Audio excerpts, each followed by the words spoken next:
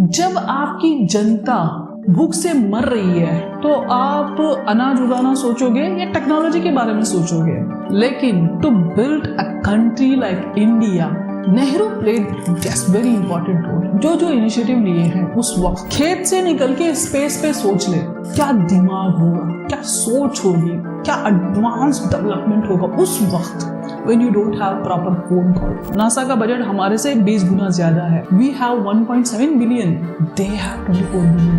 Everybody was like enemies around us.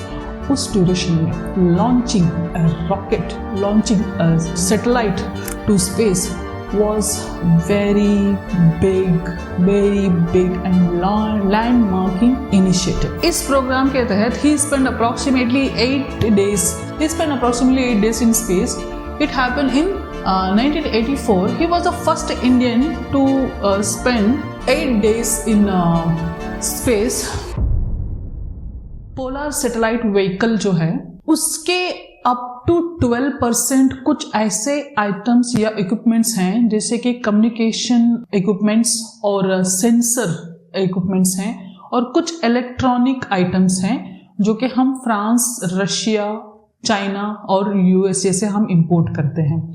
वो सारे equipments bonsai होते हैं। बोनसाई का मतलब है छोटे छोटे इक्विपमेंट्स होते हैं जो कि बहुत ज़्यादा एफिशिएंट होते हैं, जो कि इंडिया में अभी मैन्युफैक्चरिंग नहीं होते, जो कि हम इंपोर्ट करते हैं। It will be up to 12%। जो रिमेनिंग 88% जो इक्विपमेंट्स हैं वो सारे इंडिया में ही मैन्युफैक्चर होते हैं। कुछ जो मशीनरीज हैं कुछ अहमदाबाद में मैन्युफैक्चर होते हैं, हैदराबाद में मैन्युफैक्चर होते हैं, और वो सारी चीज़ें यहाँ पे इसरो में, जो कि बैंगलोर में बेस्ड है, वहाँ पे उसको असेंबल किया जाता है और यहाँ से ले जाके आंध्र प्रदेश के पास एक छोटा सा आइलैंड है which is called Sriharikota, which is located in Bay of Bengal. Andhra Pradesh के जो लास्ट यहाँ पे ना एक छोटा सा एक आइलैंड है वहाँ पे, और वहाँ पे ले जाके इसको ठीक तरीके से असेंबल करके वहीं से लॉन्च किया जाता है जो भी रॉकेट्स हैं। ठीक है, अब rocket which is polar satellite vehicle, launch vehicle,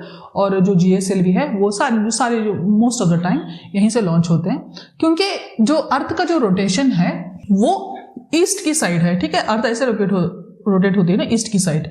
तो यहाँ पे अगर लॉन्च करेंगे तो एक तो समंदर आ जाएगा और बहुत सारा स्पेस मिल जाएगा उस पर नज़र रखने के लिए। और यहाँ पे जो जितने सारे जो यहाँ पे, और ये इक्वेटर के भी नज़दीक है, तो यहाँ पे इसके जो सेंटर्स हैं जो कि नेवी में शिप्स में लगे हुए हैं, तो वो सेंटर्स देखिए ये यहाँ पे है, यहाँ पे जो सारे सेंटर्स हैं वो उस पर नज़र रखते हैं। और बहुत सारा एरिया जो ज़मीन का एरिया है ये भी आपको मिल जाता है। It will be easy to keep on eye on the launched vehicle, और लॉन्च व्हीकल पे नज़र रख सकते हैं। ठीक है, इफ इट इज PSLV, ये पूरा PSLV लॉन्च व्हीकल है। ठीक है, ये पूरा लॉन्च व्हीकल है, लेकिन ये पूरा जो रॉकेट है ये ऑलमोस्ट यहाँ तक लॉन्च व्हीकल है। यहाँ तक फ्यूल पाया जाता है, यहाँ तक फ्यूल है इसका, यहाँ तक। और ये जो है, ये जो एरिया, यहीं पे आपका सैटेलाइट, आपका जो भी आप सामान भेजना चाह रहे हो स्पेस में, वो यहाँ पे रखते हैं। और यहाँ पे आपके सोलर पैनल्स लगे होते हैं। अप्रॉक्सीमेटली जो पूरा एरिया है ये पूरे सोलर पैनल्स लगे होते हैं यहाँ पे। ये आपका सैटेलाइट यहीं पे रखा जाता है। तो अब ये जितना सारा ये जो है ना, ये पूरा फ्यूल है। और ये जो है, ये छोटे छोटे जो रॉकेट है ना, ये छोटे रॉकेट आपको जो अर्थ की ग्रेविटी से एग्जिट करने में मदद करते हैं। अर्थ की ग्रेविटी से एग्जिट करने में ये मदद करते हैं। ठीक है, अब ये छोटे छोटे जो रॉकेट्स हैं, जैसे ये इग्नाइट होते हैं, आपने देखा होगा कि जैसे रॉकेट लॉन्च होता है तो ये इग्नाइट होते हैं, ये जलने लगते हैं और एकदम से ये प्रेशर देते हैं, जो कि आपका न्यूटन का 3rd लॉ है, जो एक्शन रिएक्शन वो यहाँ पे रोल प्ले करता है। जैसे यहाँ पे ये इग्नाइट होता है, ये जैसे यहाँ से एनर्जी रिलीज होती है। बेसिकली इसका जो रॉकेट का जो लास्ट का जो निचले वाला हिस्सा होता है ये बहुत छोटा होता है। ऐसा जो रॉकेट ऐसा बना है ना रॉकेट, तो इसका जो निचले वाला हिस्सा है ये बहुत छोटा आता है। जैसे यहाँ पे इग्निशन होता है, यहाँ पे जैसे आग लगती है, तो इतने छोटे हिस्से से इतने फोर्स से यहाँ पे आग निकलती है। एनर्जी यहाँ से एनर्जी रिलीज होती है, तो ये रिएक्शन में ये पूरा जो रॉकेट है ये ऊपर की तरफ बढ़ने लगता है। एक तो ये चीज हो गई। अब दूसरी चीज यहाँ पे है जैसे ये इग्नाइट होते हैं, जैसे ये जलने लगते हैं, तो ये जल के ये बाहर निकल जाते हैं। यहाँ पे एक और चीज बहुत इंपॉर्टेंट है। एक तो जहां पे ये जो रेड कलर है ये लिक्विड फ्यूल होता है, ये पूरा फ्यूल है, ये पूरा इसका फ्यूल है जो रॉकेट को लॉन्च करने में मदद होता है, रॉकेट को ऊपर जाने में मदद करता है। ये जो रेड कलर का दिख रहा है ये लिक्विड फ्यूल है, और ये जो व्हाइट कलर का है ये सॉलिड फ्यूल है। Again this is liquid, again this is solid, जो कि क्योंकि जो ग्रेविटी से एग्जिट करने में बहुत ज्यादा एनर्जी की जरूरत पड़ती है, तो यहाँ पे बहुत सारे छोटे छोटे जो 4-6 छोटे छोटे रॉकेट लगाए जाते हैं ताकि जमीन की ग्रेविटी को एग्जिट करने में मदद हो। और दूसरी चीज यहाँ पे विच इज वेरी इंपॉर्टेंट, अब यहाँ पे सॉलिड लिक्विड क्यों रखा गया है? सॉलिड लिक्विड इसलिए रखा गया है क्योंकि जमीन से बाहर जितने सारे जो लेयर्स हैं, एटमॉस्फेयर के जो लेयर्स हैं, वो अलग अलग लेयर में अलग अलग एनर्जी की जरूरत पड़ती है टू एग्जिट दैट लेयर्स। सारे लेयर्स को तोड़ के स्पेस में जाने के लिए अलग अलग लेयर्स में अलग अलग एनर्जी की जरूरत पड़ती है। दैट इज वाई कहीं पे सॉलिड की जरूरत पड़ती है, कहीं से लिक्विड की, फिर से सॉलिड की, फिर से लिक्विड की। तो यहाँ पे एक सबसे इंपॉर्टेंट चीज ये है, जैसे ये चीजें, जैसे ये लॉन्च होता है, जैसे ये यहाँ पे ये इग्नाइट होता है, जैसे यहाँ पे आग लगती है, ये लॉन्च होता है, तो अब मान के चलो ये जैसे इसका फ्यूल खत्म हो जाता है, इन छोटे छोटे रॉकेट्स का फ्यूल खत्म हो जाता है, ये कट के इससे अलग होके निकल जाती है। तो जैसे ये अलग होके निकल जाती हैं तो अगेन इसका जो सॉलिड जो फ्यूल है ये इग्नाइट हो जाता है ऑटोमेटिकली। तो जैसे ये इग्नाइट होता है और इसकी जो एनर्जी जो है इसमें जो खत्म हो जाती है, जैसे ये एनर्जी खत्म हो जाती है तो ये यहाँ से कट के निकल जाता है। तो इसके बाद अगेन दिस स्टेज ये अलग से फिर से ये खत्म होके निकल जाता है लिक्विड। अगेन जब ये फिर से ये इग्नाइट होता है और ये इसको पुश देता है, फिर यहां से ये इग्नाइट होके निकल जाता है, और फिर अगेन लिक्विड जैसे ये सॉलिड खत्म हो जाता है, ये अगेन लिक्विड इग्नाइट होके इसको पुश देता है और बाहर की तरफ, स्पेस की तरफ। तो जैसे ये स्पेस में लॉन्च हो जाता है तो ये लिक्विड भी यहाँ पे इग्नाइट इसका खत्म हो जाता है, एनर्जी जैसे खत्म हो जाती है तो ये यहाँ से टूट के निकल जाता है, सारे पार्ट्स निकल जाते हैं, और ये सारे पार्ट्स निकल के स्पेस में बिखर जाते हैं, ठीक है, और वो स्पेस की दबरी में अक्यूमुलेट हो जाते हैं, मतलब स्पेस का कचरा जिसको कहते हैं। तो ये सारे पार्ट्स निकल गए। अब जैसे ये सारे पार्ट्स निकल गए तो ये खुलता है, यार यहाँ पे इग्निशन होता है, इसका जो फ्यूल है यहाँ पे इग्निशन होता है और ये खुलता है, और इसके जो सोलर पैनल्स हैं वो सोलर पैनल्स ओपन हो जाते हैं। सोलर पैनल्स ओपन होके फिर ये यहाँ पे सोलर पैनल्स लगे होते हैं, ये सोलर पैनल्स ओपन होके और ये इसको एनर्जी देते हैं, और यहाँ पे इसका जो फ्यूल है, जो इसकी जो सोलर एनर्जी है उसको यूज करते हुए it will go to its destination.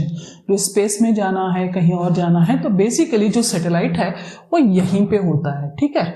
और यहाँ पे अब ये मान लो अब इसके सोलर पैनल्स है, ये इग्निट होगा। अब यहाँ पे जो मेन जो सैटेलाइट है, जो भी आपका सैटेलाइट है विच विल बी अप्रॉक्सीमेटली इसकी जो PSLV की जो कैपेसिटी है अप टू 2000 किलोग्राम, ठीक है, इसकी कैपेसिटी अप टू 2000 किलोग्राम, या हो सकता है 1800 या 1700 किलोग्राम हो।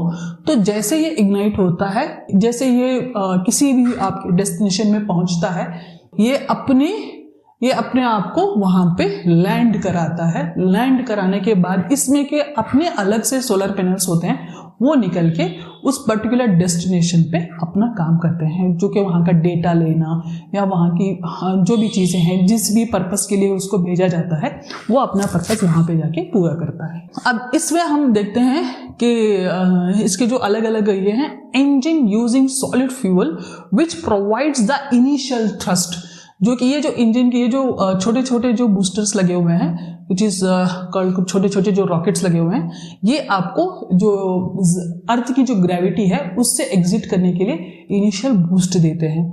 और the first stage is solid using solid fuel, first stage using solid fuel. अच्छा, यहाँ पे एक और चीज समझने की जरूरत है कि जो सॉलिड फ्यूल है विच विल बी HTPB, ये जो सॉलिड फ्यूल है it will B HTPB and the liquid fuel is UDMH and nitrogen oxide. तो ये सॉलिड और लिक्विड फ्यूल्स हैं। Most of the time it will be asked in your preliminary examination, तो इसको एक बार देख लेना। तो जो इंटरनेशनल लेवल पे, जैसे कि अपना इसरो है ना इंडिया में, तो उसी तरह से बहुत सारे जो इंटरनेशनल लेवल पे जो जैसे कि SpaceX है USA का है, और अमेजन प्रोजेक्ट है, ब्लू ओरिजिन्स है, OneWeb है, रॉकेट लैब है। स्पेस टेक्नोलॉजी में India stands on 7th place. India stands on 7th place. तो इसमें सबसे पहले आता है नो डाउट यूनाइटेड स्टेट्स, और सेकेंड आता है रशिया। अब United states approximately United states की 8,500 से ज्यादा सैटेलाइट्स यूनाइटेड स्टेट्स लॉन्च कर चुका है। इसके SpaceX है और अमेजन है और बहुत सारे इसके जो नासा है, ये कुल मिला के इसने 8,500 से ज्यादा इसने सैटेलाइट्स लॉन्च किए हैं, जिसमें आपके हर चीज की जानकारी जो मतलब मून से लेके मार्स से लेके जितने सारे जो स्पेस है ऑलमोस्ट छाए हुए हैं। 8,500 सैटेलाइट, जस्ट इमेजिन कितने होंगे। तो इसने हर एक चीज के लिए इसने अपने सैटेलाइट्स लॉन्च किए हैं। नेक्स्ट नो डाउट रशिया के लगभग 1,500 से ज्यादा सैटेलाइट्स लॉन्च किए हैं, और China approximately more than 900 and United kingdom more than 750 and Japan more than 200, France approximately 100 plus satellites हैं, और इंडिया 136 की। अभी इसी ये जो सैटेलाइट्स हैं यहाँ पे, it is more than what it shows, ठीक है, क्योंकि ये जो सैटेलाइट्स हैं यहाँ पे, ये जो नंबर्स हैं, ये वो नंबर्स हैं जो एक्टिव हैं। जैसे कि इंडिया अब तक लॉन्च कर चुका है अप्रोक्सीमेटली 140 सैटेलाइट्स, जिसमें सिर्फ 57 सैटेलाइट्स अभी वर्किंग कंडीशन में है। 57 ओनली इन वर्किंग कंडीशन।